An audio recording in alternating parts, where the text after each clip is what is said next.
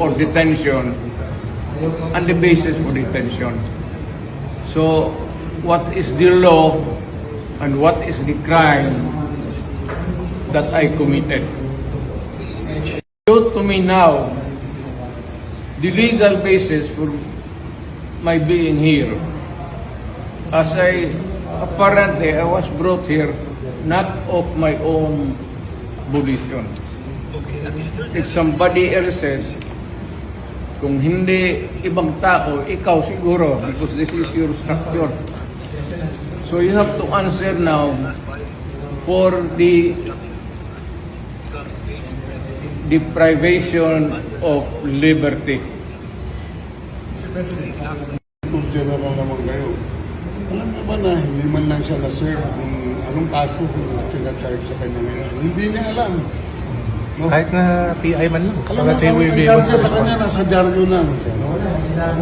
And then, hindi pa kayo na, ganito ginagawa natin. Sumusunod tayo sa isang entity na hindi na tayo member. Nag-withdraw na tayo.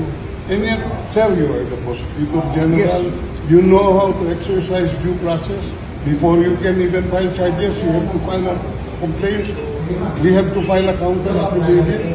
Without doing those procedural process, here we are, being issued a warrant of arrest, questionable warrant of arrest. Ano naman to, sir? Sir. There's naman doon, blooper, puro pagdating sa trial gan, tatawagin kita sa witness stand. Sabihin ko, you're the person who arrested me. May I know the reason why? Have you read the documents? Or at least, have you read the case at that time when you made the arrest? So that you would be guided to what you should know. Yan lang yan.